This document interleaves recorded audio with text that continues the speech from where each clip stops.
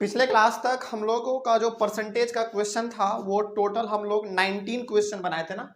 हाँ, लगभग 19 क्वेश्चन हम लोग बना चुके थे और 19 के बाद हमारे पास 3 क्वेश्चन और है और आज 20, 21 और 22, यानी कि यहाँ से हम ये कह सकते हैं कि परसेंटेज जो हमारा टॉपिक था उसके अंदर हम लोग पूरी तरीके से 19 क्वेश्चन बना चुके हैं अभी तक, है ना।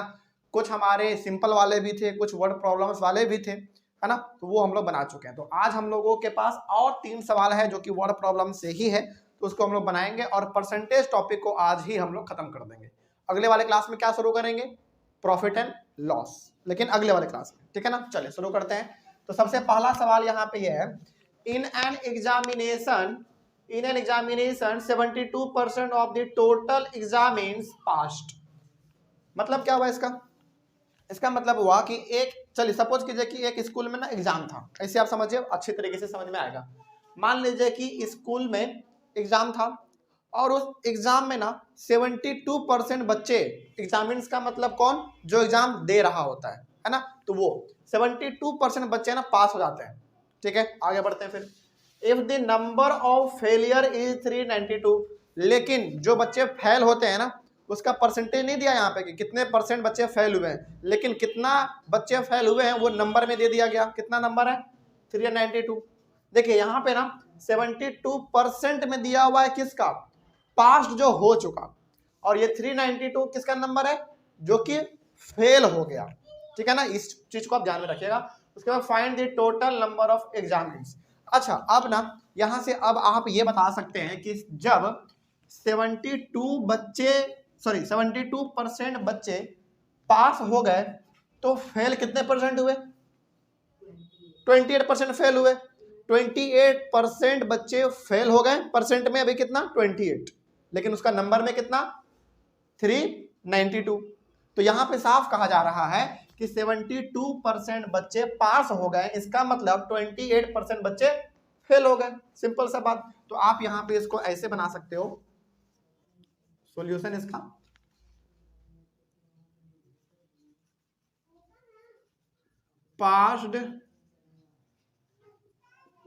Passed students is equal to 72%, ठीक है ना। उसके बाद failed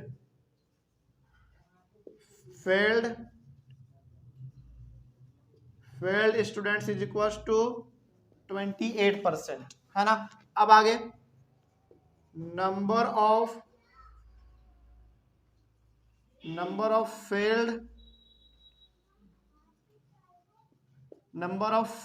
students is equal to कितने हैं? 392। यही तो डाटा दिया हुआ ना अभी तक, इसके अलावा तो कुछ नहीं है। मतलब कि यहाँ पे ये कहा जा रहा है कि देखो 72% बच्चे पास हो गए, 28% बच्चे फेल हो गए। कहाँ से निकाले हम लोग? 100% में से यदि 72% बच्चे पास हो गए, इसका मतलब 28% क्या हो गए? फेल हो गए। तो ये 72 हो गया हमारा पास होने वाला परसेंटेज, 28 हो गया फेल होने वाला परसेंटेज, और ये 392 नंबर है जो बच्चे फेल हो गए हैं। कोई डाउट नहीं आता समझने में? चलिए, अब इतना यदि आपको समझ में आ गया है ना तो आसान तरीके से बन जाएगा। क्या लिखा हुआ है? Find the total number of examines. तो आपको यह बताना है कि टोटल कितने थे जो फेल हो गए, जो पास हो गए, सारे बच्चे का नंबर कितना था। क्या वो आपको मालूम है? वो आपको नहीं मालूम है, तो क्या मान लेंगे? x मान लेंगे, है ना। तो यहां पे इसको बनाना है late the total number of examines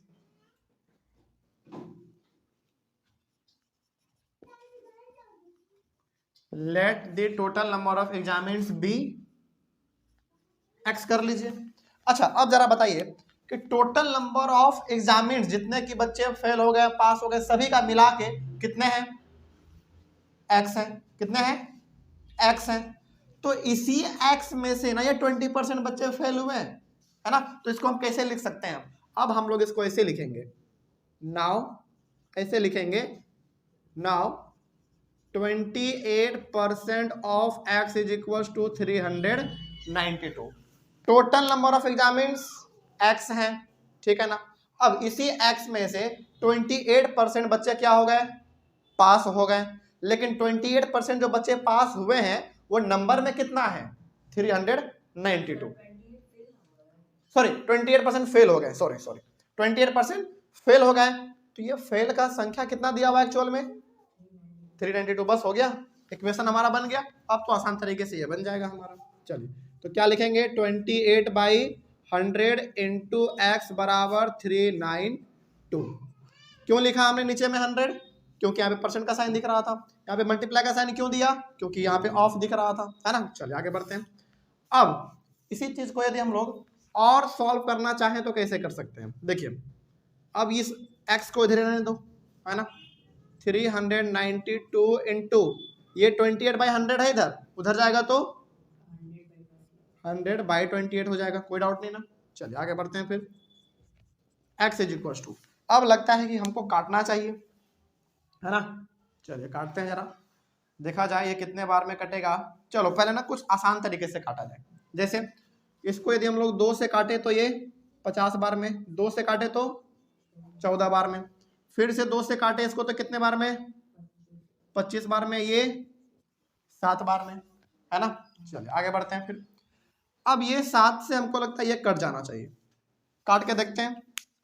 392 को 7 से काटेंगे तो ये तो 7 में एक बार में, 7 से ये कितने बार में 7 5 35, 5 बार में 35, कितना बच गया 4, है ना, 6 बार में, यानी कि 56 टाइम्स में आपका ये 7 से कट जाएगा, कोई डाउट नहीं ना, समझ में आ रही है बात। चलिए आगे बढ़ते हैं फिर। अब आपके पास यहाँ पे आ गया 56 इंटू 25। चलिए इसको आप मल्टीप्लाई कीजिए 56 और 25 को,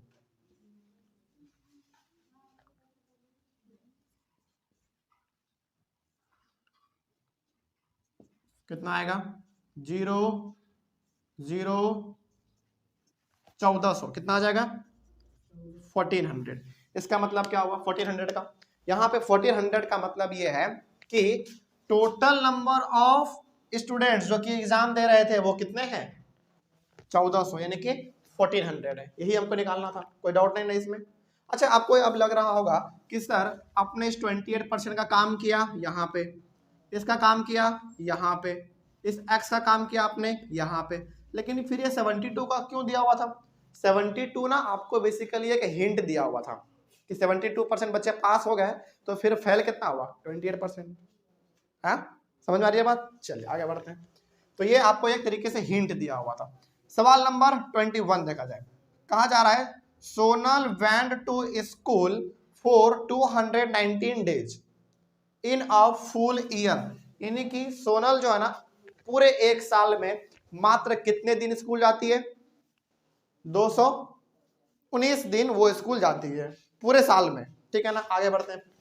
इफ हर अटेंडेंस इज 75% और उसका जो अटेंडेंस है वो परसेंट में देखा जाए तो कितना है 75% है। देखिए वो टोटल कितने दिन गई 219 दिन गई, लेकिन यदि हम लोग परसेंट में देखेंगे तो कितना परसेंट उसका अटेंडेंस हुआ 75% अटेंडेंस हुआ। तो जितना दिन जाएगी उतना ही दिन का अटेंडेंस बनेगा ना। इसका मतलब क्या है 75% का ये दिया हुआ है, मतलब इतना दिन यदि ये गई है तभी तो आपका 75% हो पाया है, नहीं जाती तो नहीं होता 75, है ना। आगे बढ़ते हैं। Find the number of days on which the school was open. तो अब आपको यहाँ पे ये निकालना है कि बताइए कि कितना दिन स्कूल खुला था, कितना दिन स्कूल खुला था ये फाइंड करना है। अब जितना दिन स्कूल खुला होगा उतना ही दिन में से वो मात्र 19 दिन ही गई है। जैसे हम लोग देखते हैं ना कि जैसे मान लीजिए कि स्कूल खुला हुआ है लेकिन मेरा सर दर्द कर रहा है तो स्कूल नहीं जा पाते हैं, तो वही चीज हमको यहाँ पे कहा जा रहा है कि सोनल जो है पूरे साल में मात्र 219 दिन ही स्कूल जा पाती है। परसेंट में देखें तो 75% उसका अटेंडेंस बन जाता है। तो आप ये बताइए कि पूरे साल में स्कूल कितने दिन खुला हुआ था, है ना, ये आपको फाइंड करना है। बात समझ में आ रही है। तो क्या स्कूल कितना दिन खुला हुआ था आपको मालूम है? नहीं मालूम है तो एक्स मान लेंगे, है ना। चलो इसको बनाएंगे हम लोग यहाँ पे, इसका सॉल्यूशन यहाँ पे देख लीजिए। Let the number of days, ऐसे आप लिख सकते हैं इसमें, let the number of days, let the number of days on which the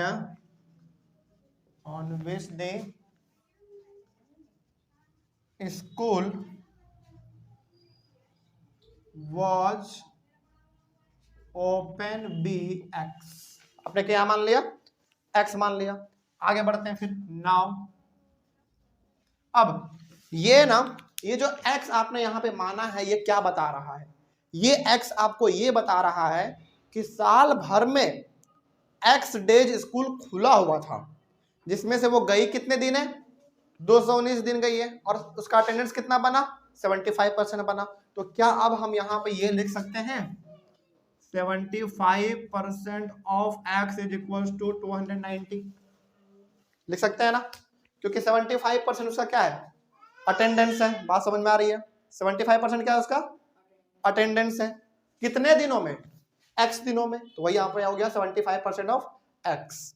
75% of x का मतलब ये है कि पूरे दिन में वो 75% अटेंडेंस उसका बना है, मतलब कि कितना दिन? 219 दिन। तो आपको निकालना है इस x का वैल्यू, है ना। चलिए, अच्छा, x का वैल्यू जब आप निकालेंगे तो आप क्या निकाल रहे होंगे? आप ये निकाल रहे होंगे कि टोटल नंबर ऑफ डेज कितने दिन स्कूल खुले हुए थे, यानी कि टोटल स्कूल कितने दिन खुले हुए थे, ये आप निकाल रहे होंगे। तो इसको हम लोग लिख सकते हैं 75/100 into x is equal to 219। उसके बाद x बराबर 219 इंटू 100/75। चलिए, और आगे बढ़े हम लोग। तो यहाँ पे हम लोग कुछ काट सकते हैं, है ना, कटेगा। चलिए, तो इसको हम लोग यदि 5 से काटेंगे तो कितने बार में?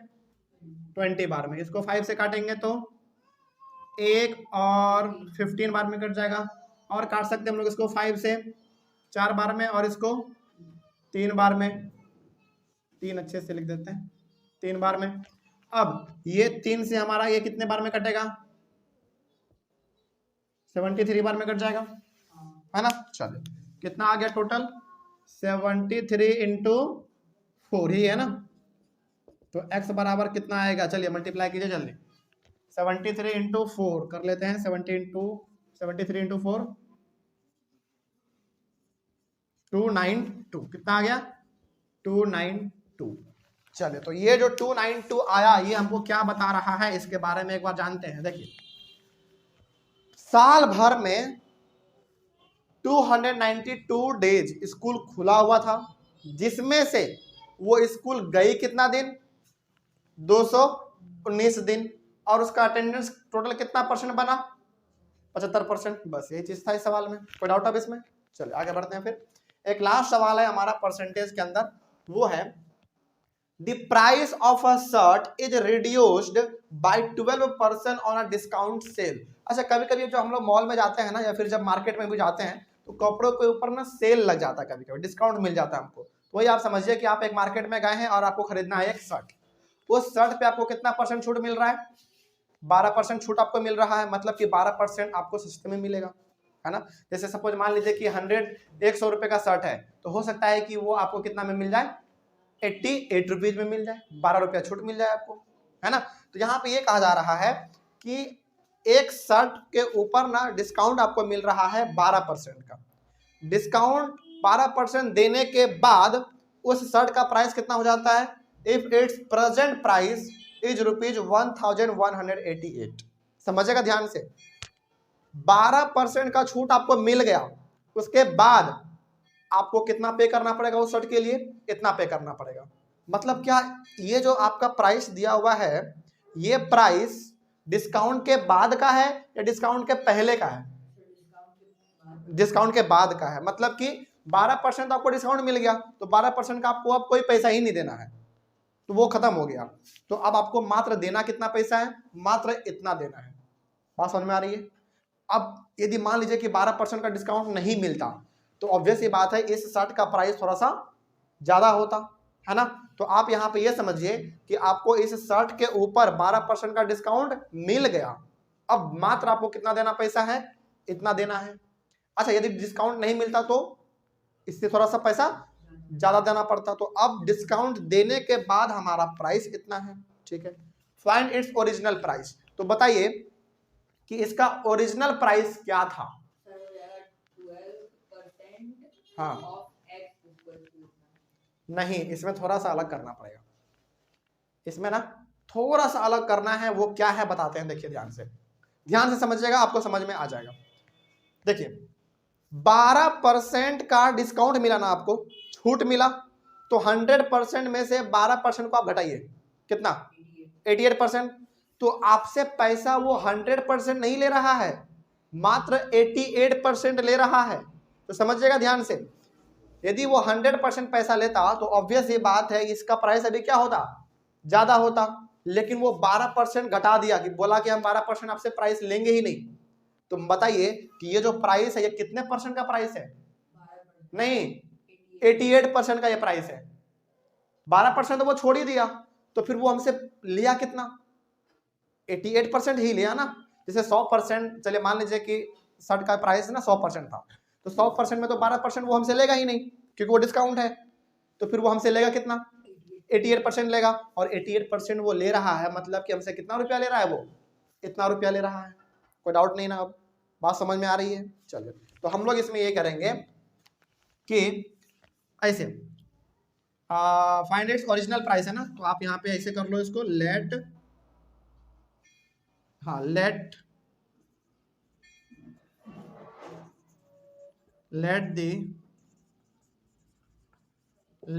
Original price be ₹X। उसके बाद आगे रुपीज आपने X मान लिया, ठीक है। अब इतना करने के बाद आपको मालूम है कि 12% का वो पैसा नहीं ले रहा है हमसे, मतलब कि वो हमसे मात्र 88% ही ले रहा है। और 88% वो किसका ले रहा है, टोटल प्राइस का, है ना। तो X बराबर रुपीज कितना है, 1188। इसका मतलब ये हो गया कि मान लीजिए कि उस शर्ट का प्राइस कुछ भी था, है ना, उसका मात्र हमसे वो कितना लेगा, अब मात्र 88% ही लेगा, 88% ही लेगा। और 88% कितना है, इतना है, 1188 है। आगे बढ़ते हैं फिर। अब आपको मालूम है कि 88 है, तो 88/100 लिख सकते हैं, इंटू X बराबर 1188 भी लिख सकते हैं। चलिए आगे बढ़ते हैं फिर। अब यहाँ पे X बराबर 1188, आगे देखिए ध्यान से, अब समझिएगा यहाँ पे ध्यान से। यहाँ पे यदि कंफ्यूजन हो गया तो फिर दिक्कत हो जाएगा। ये X हमारा अभी इधर ही रहने दिए हैं हम, और ये 1188 इधर है, इधर ही रहने दिए हैं। ये हमारा 88/100 है, उधर जाएगा तो पलट जाएगा, तो क्या हो जाएगा, इंटू 100/88। कोई डाउट इसमें, समझ में आई ये बात।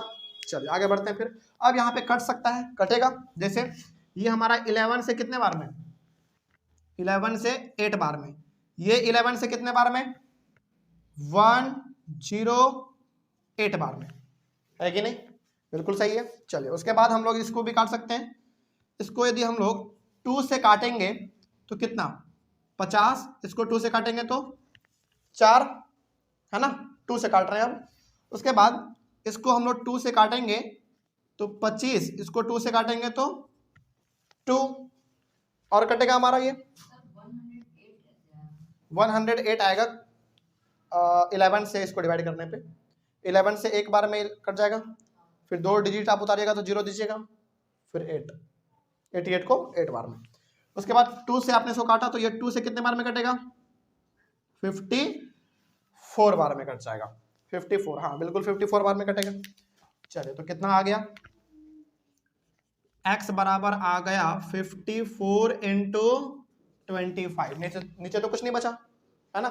चलिए तो 54 इंटू 25 आप कर लीजिए, कितना आएगा, 5 और 20 के 0, 26, 27, 8, 10, 0, 15, 1350, कितना आ गया, X बराबर ₹1350। तो ये जो 1350 आया है, ये हमको यहाँ पे क्या बता रहा है, ये 1350 हमको ये बता रहा है कि देखो शर्ट का जो पूरा टोटल प्राइस था ना, शर्ट का डिस्काउंट लगने के पहले जो शर्ट का प्राइस था वो 1350 रुपीज था।